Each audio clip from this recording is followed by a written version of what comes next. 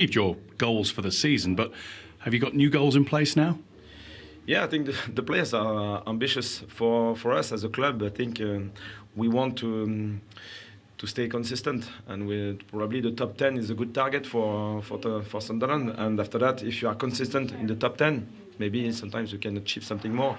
I can do a big brother, a father. They don't need a coach.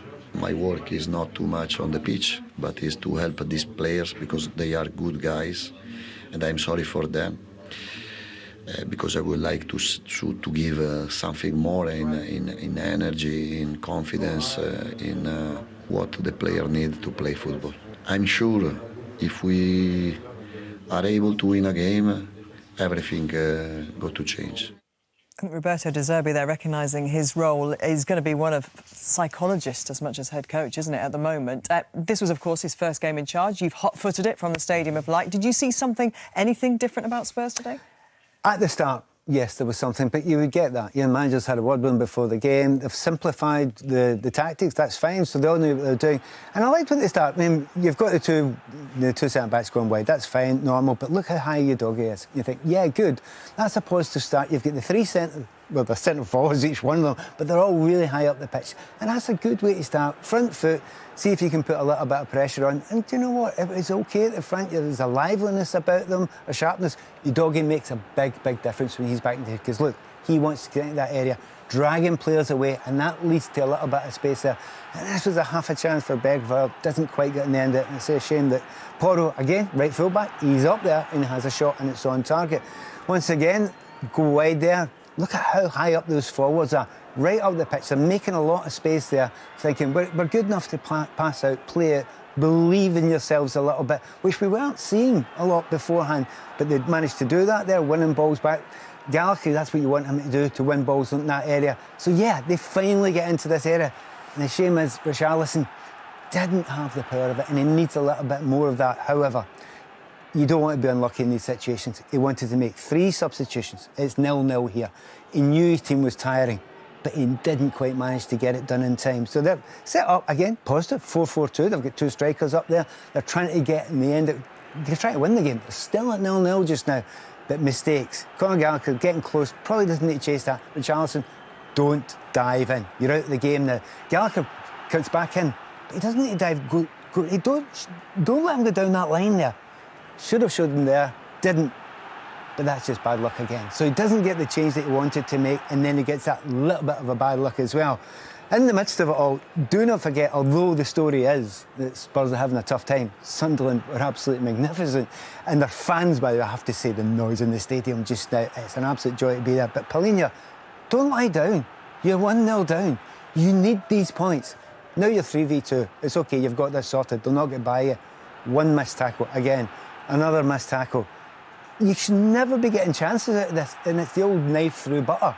You cannot allow that to happen, and that's a real worry for him. He's got a lot of things to do, and it underlines it with these statistics here, the tackles that are made and won.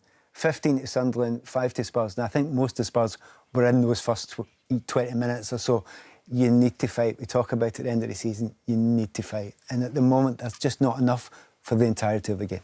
There was a positive for Spurs and certainly a positive for Antonin Kinski, who, of course, was taken off after 17 minutes against Atletico Madrid by Igor Tudor just about a month ago. I think a lot of people didn't think they'd see him again in a Spurs shirt. It must have taken a lot of mental fortitude to get himself out there today. As a goalkeeper, you can appreciate the strength of character. Yeah, I was one of those people. I didn't think you'd see him pull on a Spurs shirt again. And today was all about just getting through it. He needs to get through it, not make any mistakes. And it doesn't come easier than this to start. You just need a good contact. You need a good first contact. I know it's just a simple touch over the bar, but it's a positive action, and that's what sets you off. And then his distribution was solid throughout the game. He didn't put a foot wrong. You see the ball out to here, lovely strike, confident strike on the front foot, starting to try and get things done. And this here would have done him the world of good. Fantastic save, out quickly, big and brave, and he'd have gone in at half-time feeling $1 million, feeling I can do this. And you can see when your luck is out. Your luck really is out here. Takes the deflection, absolutely no chance of it. And if you need a visual representation of Spurs' season, you can see a Chris Packett just in the bottom corner there, just floating in the wind. And then this here, though, this could be a problem for Spurs. Romero had to come off injured from this. And I think this just comes from Kinski not having his starting positions quite drilled yet, not used to being in that first team. He ends up with obviously a big old gash on his head, and Romero coming off injured, which could be a problem for the rest of the season. It could be, and could that image of him crying as he left the pitch there be one of the defining images for Spurs this season? I like the way you say one of the defining images, because I think there's going to be quite a few of them if they do go down. It's torture. To be honest, I'd like to underline again today, the Spurs fans that turned up were brilliant. They really got behind the team. They know that their team need them just now, because the lack of confidence, the deep sadness as well that is there just now. And there's something else. There's almost a fatalism about it now. And I've been once in a fight against relegation, and that's how it feels. Everything goes against you. OK, thank you. And the bottom, Leeds play tomorrow. We'll finish on Manchester United Leeds, and you can tee that up for Monday Night Football. Yeah. I know you're going. But obviously Spurs is the big story. West Ham had their big win Friday night. Forest get a point, and Spurs are feeling a bit bereft at the moment. How are you reading all of that? Yeah, I mean it's as exciting is the wrong word, but it's as interesting as the title race, isn't it? The Spurs question: can they go down? Will they go down? This will be the biggest club that's ever gone down certainly in Premier League. We say Premier League history. Yeah, I mean Villa are a massive club. Yeah, Newcastle might argue. Yeah, but Tottenham, Joe, I've been in Champions League finals in the last 5, 6, 7 years, and finishing in the top, winning the Europa League last year. This would be a monstrous sort of moment. Some say it would be good for the game because it would demonstrate competitiveness, that anybody can go down in the Premier League. Just as when Leicester won it, it was the most phenomenal story that anybody can win the Premier League. I actually like what he did today to Zerbi on paper, putting Kolomuani, Solanke and Richarlison up front as a three-pronged attack. It didn't have great balance, but I thought that they would potentially cause more problems. But yeah, interesting. They've obviously lost at Sunderland. They've got big matches to come. The unthinkable could happen. It could. And I'm not sat here with any confidence whatsoever that says I think they'll get out of it. I think they'll just get out of it. There'll be no confidence whatsoever. But on the other hand, they could, obviously. We know that. But I've got no confidence to sit here and say that I think Tottenham are safe right now, and then I think they'll pull out of it in this next couple of weeks. I think everyone knows they're in massive trouble. I'm sort of stating the obvious here. And it's the unthinkable. Yeah. And Leeds could be the beneficiary, of course, if Spurs don't pick up. And to finish, I just have to say, by the way, Monday Night Football tomorrow. Roy Keane is the guest with Jamie in the studio. I think you're on the gantry, aren't you, for the game? I'm doing the commentary. Manchester United Leeds, obviously United heading for the Champions League, seemingly now. And Leeds in what is always a fabulous game of football, which you played in many times. Leeds looking to cling on. Yeah, Leeds need points. Manchester United need to continue doing what they're doing and sort of, like you say, grab that third place, which seemed unthinkable 3 or 4 months ago. Michael Carrick's done an incredible job. And it's a big Monday Night Football. It's an incredible rivalry. One of the most vicious rivalries that you'll see. Maybe not talked about as much as Manchester United Liverpool or Manchester United Manchester City. But anybody who sort of supports Manchester United and Leeds United will know the sort of the history behind that rivalry. And yeah, it's a big week. And look, it's what we want. A relegation fight. We want the Champions League places to be tight. We want the title race. It's all to play for, and every game now matters. And yeah, big Monday Night Football to look forward to. And Michael Carrick's got a home stretch. I mean, they've not had a game United. I don't feel like for an age. It's been. I said this during the game. Actually, I don't know what the hell has happened to the football calendar. I know teams have played maybe in the FA Cup, and then you've had obviously the international break. But having the international break, then an FA Cup sort of quarter-final weekend, meaning that you've got literally City have played their first league game for 29 days. I think some haven't played for 21, 22 games. That doesn't feel right, does it? I don't know whether it needs looking at, but look, it is what it is. Maybe it's because it's a World Cup year and all that sort of stuff. But yeah, it'll be interesting to see. Big game tomorrow night. Looking forward to it. Looking forward to next weekend already. Yeah. I mean, Manchester United come here next Saturday night. Yeah. next Saturday night, 8 o'clock. You've got the Merseyside derby, the first one at Everton. You've got Manchester City and Arsenal. Yeah, a lot to look forward to. Big Champions League week as well. You know, I enjoyed watching the games last midweek. So yeah, this is the moment. These are the weeks now where you feel like, you know, all the internationals are out of the way. All the Champions League games, the FA Cup semi-finals, the Premier League relegation scraps, Champions League race, all happening in this next 4 or 5 weeks, and it's all to play for. And it's really, really good, and that's how we want it to be. Fantastic. Roberto, I suppose welcome back to English football. Not the result you would have wanted today, but how did you assess the performance? I think we played a good game, especially in the first half, with the ball, without the ball, and high pressure and low block. We played a good game, not enough to win, because we were unlucky.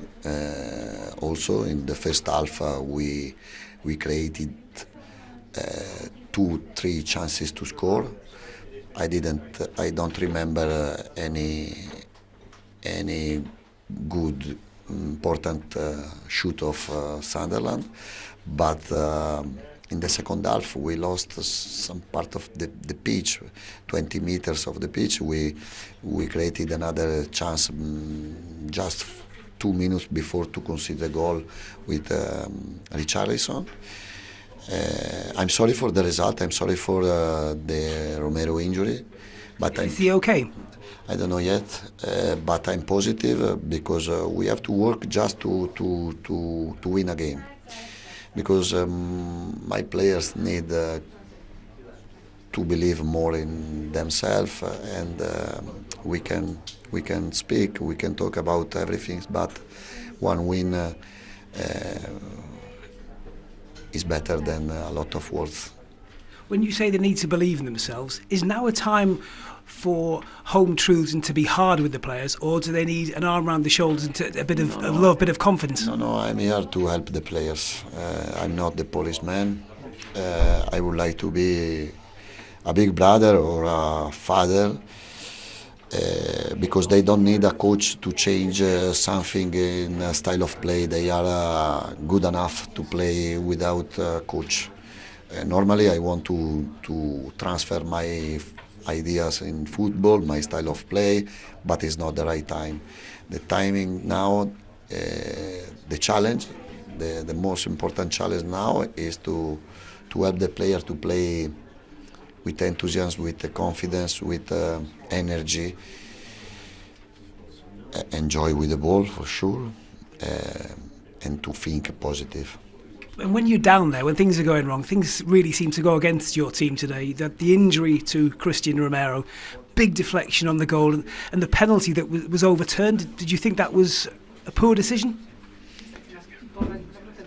I didn't see the situation of penalty. I can't say nothing. No, I'm sorry. Disappointed about Romero, no, because Romero is the captain, is one of the most important players in my squad. I hope it's not a big problem. Last one, obviously Spurs, big football club, fans all over the world watching. Have you seen signs that they can be positive, that you can get out of this predicament? Yes, now after the game they are not positive, but we have to be positive. But just to analyze the qualities of our players, you have to be positive. We have another 6 games. The team close to us on the table are not so far. So we have to be focused to win a game. I think we can speak, we can stay, but the most important thing is to find the energy, to find what we need to win. We saw how upset you guys looked at the final whistle, how much this loss hurt. Was it just bad luck with a deflection? Where did you lose the game? I don't even think we played a bad game today. We created also some opportunities to score goals. I don't even think they created that much, and then it's unlucky that the goal gets deflected and it goes in. But I guess also that's a bit of the momentum we're in right now, where everything falls not on our side. But it's nothing to blame on this. We just need to score goals because that's the most important, I think. And the final whistle is just really tough because the momentum we're in right now is not ideal, I can tell you. The manager was here talking a lot about the mental part, the mental aspect, the lack of confidence at times. Where do you see this team mentally at the moment, and how do you make sure you move on from this? Obviously, mentally it's tough. We've been suffering for the last months, I would say. But we didn't get wins in the Premier League, and we would just keep struggling and suffering. It's all on us that we need to change this around because no one else is going to do it.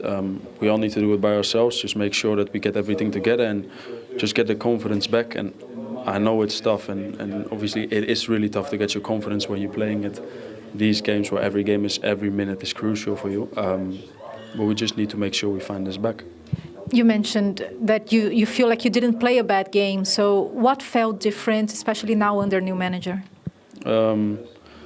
Every manager has his own opinion on the games, obviously, and Roberto wants us to play more from out the back and just play more with the ball, just more enjoy with the ball, and then obviously you create some chances. What we did also this game, so that's what he asked from us. But he wants us to play with confidence because that's his type of football, what he's playing as well. So that's what we need to build now, and we don't have long time left because we only have 6 games left. So we need to do it now, and it's important that we make this switch now and just get all together. And what I say, it's easy to say like, oh, we need to stick all together because that's what everybody says. But it is literally what we need to do and just make sure we get the confidence back and just start playing well and score some goals. Yeah, considering the results around you, how damaging does it feel today, this result? Obviously, you don't want to look to the other results. You just need to win by yourself. The other teams did well, I think. Obviously, you look at the other teams. You can't say like, oh, I don't look at the other teams, but we just only need to look at ourselves, and we just need to make sure we get 6 games left, that we get as many points as possible. Yeah, and how do you make sure that the fact that now you guys are inside the relegation zone doesn't weigh too much on the way you guys perform and the ways you guys are chasing these results? Obviously, there's pressure now because you're in the relegation zone, what you said. But what I said, we just need to make sure we get out of this, and we have 6 games left, and we just need to push 100% every game over and over again, and every training session as well, and just to make sure that we get out of this situation. Thank you, Mickey. I'm sorry because I think we didn't deserve to lose the game. We played a good game, maybe not enough to win, or we were unlucky. We were unlucky into 3 situations, especially in the first half. But at the end, I can't say nothing. I can't say anything to the players because they gave their best. My work is not too much on the pitch, but is to help these players because they are good guys, and I'm sorry for them. Because I would like to give something more in energy, in confidence, in what the player needs to play football. I can do a big brother, father, and they don't need a coach. They don't need to improve football. They don't need to play better. Okay, they can play better, and they will play better when we will reach a different level of confidence of ourselves, and these things are crucial for us in this moment. Yes, not the start to life at Spurs that Roberto De Zerbi wanted. You all expected some sort of bounce, and that's now 13 games without a win in the Premier League for Tottenham. It's incredibly bad. It really is. I mean, I watched Just hold that. It was the Crystal Palace game. It was the first time I've been to White Lane for a long time. And you... there was no game on at White Hart Lane, yeah, so... well... I hope you went to the Tottenham Hotspur. Yeah, it's always White Lane for me, Steve. You're right. Anyway, we was there, and the place was a morgue. It really was. It was you know... And they will get a lift with De Zerbi, and I think listening to him, when he said the players need a big brother, a father, I think that's probably the right approach, because they're not playing with the confidence that they can do, but it's just, have they run out of time? And looking at them today, they were devoid of creativity. They didn't defend the box. There was still that sort of that lack of there was immaturity in the defending. Romero again, getting booked early on. All these little things, they add up, and I just can't see a way out for them. I really can't. Really? Well, the problem is everybody else around them are playing so well. West Ham are picking points up. But they do have to play Leeds and West Ham. They do. In their running. I mean, they've still got a chance. Ultimately, that might decide their fate. Absolutely, they've still got a chance. They've actually got players that can score goals, but they're not creating any chances at all. You can say, oh yeah, they're conceding goals and things like that, but they don't really. They didn't look like scoring goals today, which was a worry, I'd say. And that's what they've got to change. I mean, three of the defenders were on a yellow card after the first half. Romero goes off with a knock again, crying, coming off. I mean, I'm not buying that anymore either. I mean, come on, this is relegation. Going off, crying your eyes out every other game, or getting sent off, or getting booked all the time. I mean, that's it. It's not doing the club any favours. So there's a lot of problems that De Zerbi's got to face there. But I do think he's got the squad. He's just got to find a tune out of them and get them confident again. I mean, 13 league games without a win, that's under 3 different managers now. And only De Zerbi's had 1, but that's 3 different managers. Is there a point where the players have to pull themselves together and try and get themselves moving? Yeah, of course, and they'll be doing that. Players will take responsibility again. And we often talk about experience at the top of the league, but I think there's an impact of having experience at the bottom of the league, fighting, being yourself in this scenario, which West Ham have been in before, Forest have been in before. I think they understand it. I think their fans understand it a little bit better. So when you go behind, there's not as much anxiety in regards to what the outcome of the game's going to be. I think Spurs, at this moment in time, wherever it is, whether it's a goal behind, all of a sudden, players want it to be a bit more safer. They take an extra touch, want the pass to be safer rather than take any risks. And again, we often talk about bravery, it being in competitive challenges, but sometimes it's receiving the ball and making something happen. Exactly that. And in everything they do, it's anxiety as well. When they have the ball and that nobody's taking a risk, they just want to shovel it along to the next man. They don't want to be the person that puffs their chest out and goes, "Oh, give me the ball." I remember being in relegation battles with when I was at West Ham, and it reveals characters a lot of the time, and sometimes it can be like the younger players who step up, because there's Archie Gray, for instance. I think he's been the shining light for them. Watching him play, he looks like he's going and getting on the ball. There's not much character, I think, in that squad, and I think they need to find a way can they win a game, a spawny win today? Say they would have got a point today, I think it would have lifted the place a little bit. But there's just no. I'm concerned that I think they're going to go down because of what Jolien said. I think the club is just not used to being in that situation. And they look frightened. They just look terrified when they play. And De Zerbi if he does this, I think it'll be a miracle. Oh, wow. And they're at home to Brighton next. They've won 5 of the last 6. And we're talking about the flip at the top this weekend. They've had the flip at the bottom as well. West Ham went first and won, and not just won, but 4-0, and psychologically got out of the drop zone, and Tottenham couldn't respond. Exactly. Yeah, and there's more twists and turns. And actually, the performance of some of the teams down there has actually meant that it's dragged a few more teams into it. A couple of weeks ago, you were thinking, oh, there's a nice little gap for Leeds. They've done particularly well. Now, all of a sudden... Forest points level on points with them. Exactly, and Leeds have got to go to Manchester United tomorrow. Not an easy game. So there's 4 teams really there that it could be any one of them. But I have to agree with Joe at the moment, based on form, based on quality, based on what you see, and it looks like Tottenham are playing the worst at the moment, and they've rolled the last throw of the dice now with De Zerbi. This is it. This is it. If he doesn't get it right, then they're going down. Yeah, and in terms of West Ham, your former club, not only did they win, they got 4 goals. Yeah, they got a clean sheet. I mean, just they are shoots of recovery for players to hang on to at this stage of the season. Yeah, you've got to give Nuno a lot of credit, because I thought West Ham were dead and buried before, because they couldn't defend set pieces at the start of the season. Every time a team had a corner, they would score against them. And you talk about managers having an effect. I'm talking like Mavropanos, who's gone from. I didn't think he was a particularly top defender. The last 5 or 6 weeks, he's been outstanding, like really outstanding. Won everything. Scored a goal at the weekend. And I think Nuno is improved every one of them West Ham players. And the signings, Castellanos as well, scored the 2 goals. Exactly what you need in a relegation fight. Brave, scrappy. He's not the best player in the world, but he's going to run and chase everything for you. And West Ham now have an identity. And I'm confident with West Ham staying up now. And Forest have got 4 points from 6 with today's point. And your point on the fans are a bit more understanding. And Vitor Pereira came in and did the job with Wolves in this situation. Yeah, and I think he's had experience of that elsewhere as well, across Europe. So the understanding, I think there was a lot made of Dyche leaving. But again, you've got someone in with an experience of being in this situation, winning games at the last stage of the season is different to at the start when there's less pressure. When you have to win the games and you have to build momentum and confidence, and Zerbi's talking about building that confidence there, it's a tall order for him there. But Forest seem to have got the ball rolling. OK, so Joe's nailed his colours to Tottenham. If I had to push you at the moment, who's going down with Burnley and Wolves?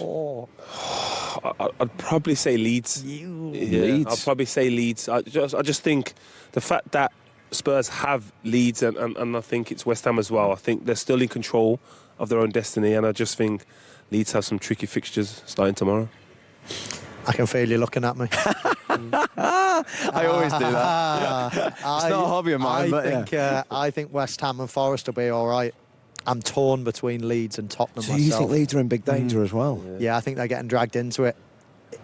If De Zerbi can pull a rabbit out of the hat, then I think it's going to be Leeds, but it's Tottenham or Leeds for me. OK, yeah. I still didn't get one team, but we'll leave it at that. There's a few more twists and turns still to come. So at the end of this very dramatic Premier League weekend, this is how the Premier League table looks, and take it all in, because there are permutations galore. So Spurs remain rooted in the relegation zone. They are still 2 points from safety behind West Ham, who, remember, got out of the drop zone this weekend. Forest have nudged their way up to 33 points, level with Leeds United, who, remember, have that game in hand, but as Michael says, that is away at Manchester United in the Monday Night Football. So that was a big swing at the bottom, but none bigger than the top. Arsenal beaten on Saturday. They have 6 to play on 70 points. Manchester City doing their job here. So they're 6 behind now with a game in hand. And, of course, as we've been discussing a week today, that enormous game at the Etihad. Manchester United with a chance to go 3 clear of Villa if they beat Leeds. Liverpool are big winners this weekend. 2-0 against Fulham, but they've seen Chelsea beaten. So they now have a 4-point cushion in terms of the Champions League chase. What a Premier League weekend. My thanks to Michael, Jolien and to Joe. This is going to be very interesting at top and bottom. Fasten your seatbelts. The run-in has really started. See you soon.